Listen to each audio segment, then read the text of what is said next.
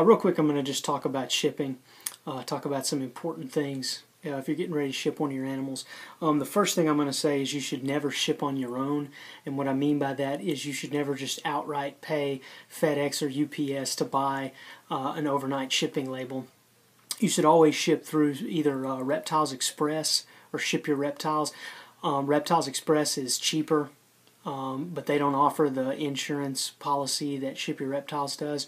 And real quick, how they're able to do that is basically they have a corporate account with FedEx. And what that means is they get shipping rates much lower than you can. So, for example, if it costs $75 to ship a FedEx package to California overnight, it's only costing them maybe $35, and then they're going to turn around and charge you $50. And so it's cheaper for you. You save $15, and yet Reptiles Express or Ship Your Reptiles, whatever, they make $15 for pretty much doing nothing. And the other advantage for you, other than it's cheaper, is that they are certified to ship reptiles. So FedEx requires that you go through a certification process, and you can look that up on the internet, how to do that. There's a lot of forums that have it. But it's a bit of a process, and they've already done that. And so if you purchase your shipping label through them, you're going to save money, but then also you are going to be shipping on their corporate account number, which means that when that package is scanned, it comes up that that box has been shipped from someone who is certified to package and ship live reptiles.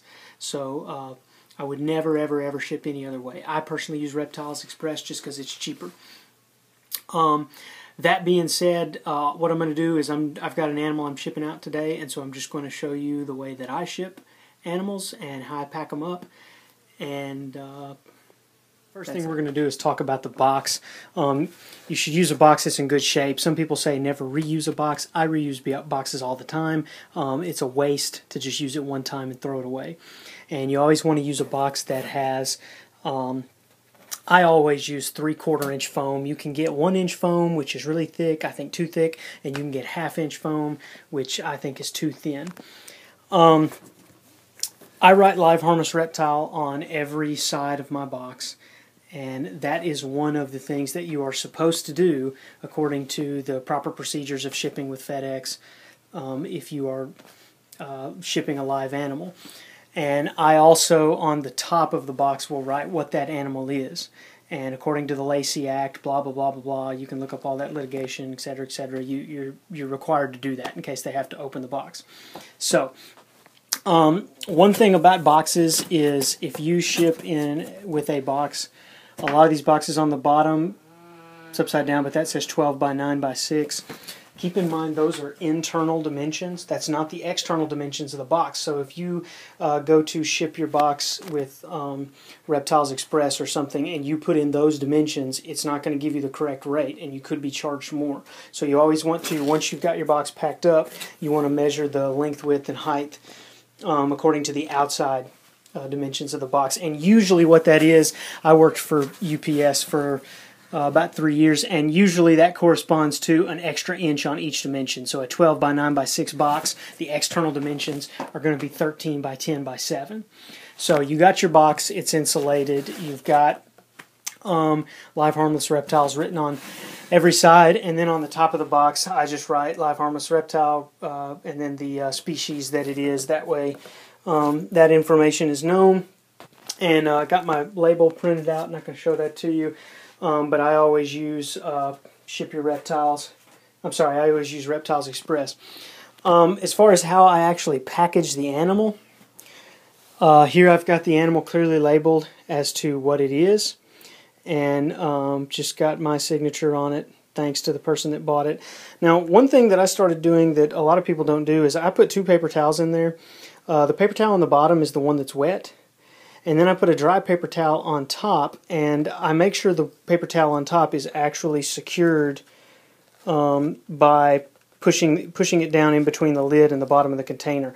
And that is that way in shipment. I've gotten a lot of shipments where the animal got to me and the paper towels were all wadded up in a ball as the animal moved around in shipment, and so that just helps for some security. Now, as far as how I actually put the animal box, I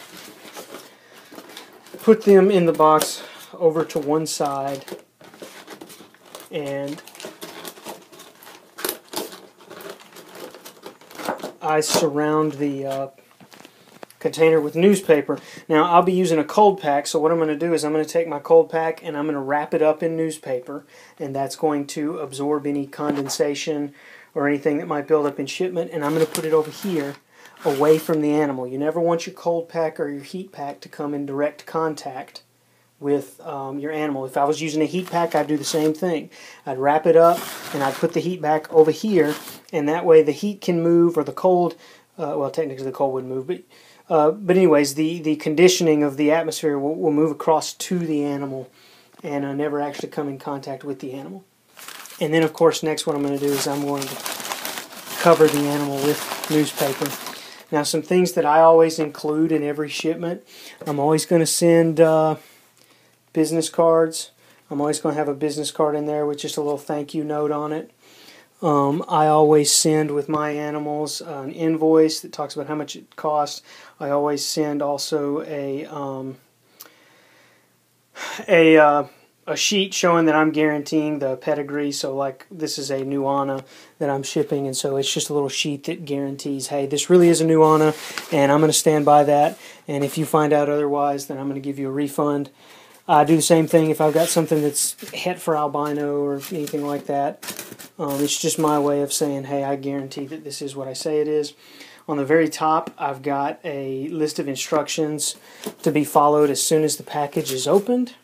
And that's just basically, if the animal's alive and well, do this. If the animal's not alive and not well, do this, etc., etc. And then all I do is close my box up and tape it up and ship it out. And I don't put holes in my box. Putting holes in it kind of defeats the purpose of having a heat pack or a cool pack. And these boxes are not airtight. Air's going to slip through the sides of here. You know, and when I go to tape my box, I don't tape the seams.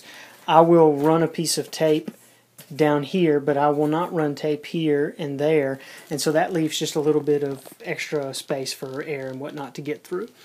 I have heard of some people who don't like pumping holes in their box will put a hole just in the cardboard box but not in the styrofoam, and that might add a little bit of extra flow of oxygen or whatnot. But there's enough oxygen in this box and there's enough air transfer from the outside world to the inside that this animal is not going to suffocate during shipment.